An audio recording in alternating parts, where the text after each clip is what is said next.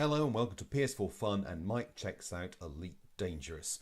Don't worry, the game playing in the background right now is the Atari ST version of the original from the late 80s.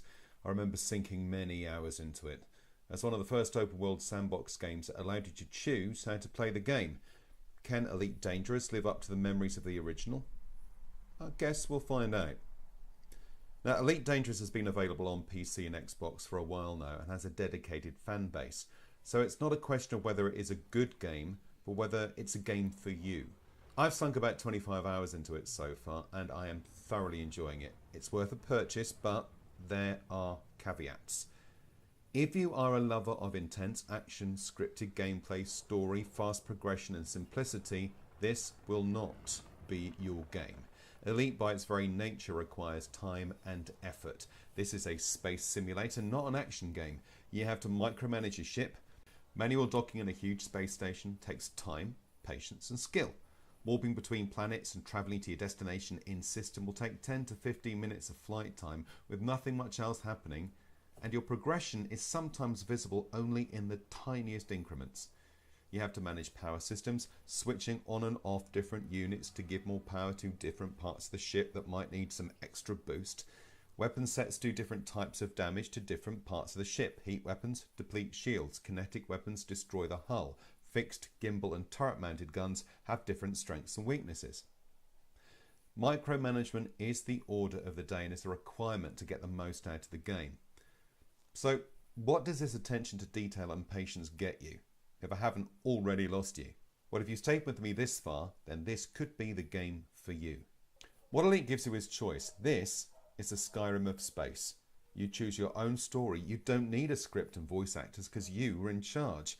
You are dumped in a basic spaceship among 4 billion procedurally generated star systems, all with multiple suns and planets. I mean, what do you want to be? Well, the main job roles you can fulfill are bounty hunter. Go to asteroid belts, combat areas, take on assassination missions, assist the police in peacekeeping, and then claim the lucrative bounties. In this case, you want to upgrade weapons and shields, get scanners that identify wanted and bounty details, strip your ship of any extraneous modules to improve maneuverability. You could be a trader. There is a huge and detailed economy within Elite Dangerous. Buy raw materials from an agricultural system and ship them to an industrial system for a huge profit. Take on missions sourcing materials and shipping them to specific locations. There are even some really good mobile companion apps to help you plan optimum routes to trade. So ramp up your cargo hold and upgrade your hyperspace drive to reach distant locations easily. Get a big enough ship you can even recruit fighter pilots to protect you if you're attacked. On the other side, you could be a pirate.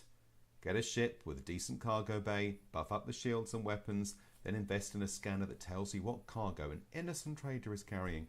Blow them to bits and collect their cargo in your cargo scoops. You can even deploy little bots to collect the cargo for you. Your last NAS activity will pop a bounty on your head, and certain space stations will not allow you in if you're wanted by the police. But selling your ill-gotten gains on the black market will bring the credits rolling in. You can explore and scan new systems, gathering information to sell to the Cartographers Guild. You can carry passengers through star systems and upgrade your passenger quarters from economy to first class to attract a better class of customer. You can pick up quests from different factions to build or destroy your reputation. Any or all of the above, or none of them, and forge your own unique path.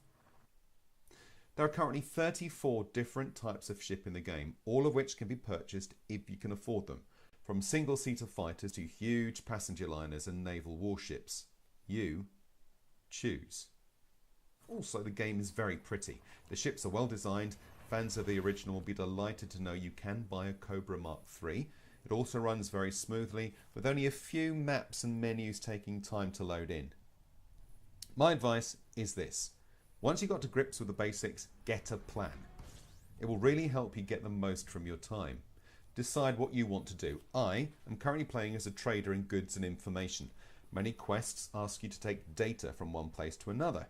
They're a brilliant way to get cash in the early stages of the game. I've just upgraded to a new ship, and my goal is the Cobra Mark III, the ship from the original. It gives me flexibility to take on a number of different roles so I can diversify and try tons of things. One warning though. For a game as huge and involved as Elite Dangerous, the tutorials are woefully inadequate. I very nearly rage quit after 2 hours as I wasn't being told what I needed to do, and the tutorials were just frustrating. Thanks to YouTube for providing me with some absolutely invaluable help, and I will also pop up a couple of my own tutorials to help people who might be taking their first steps into this game.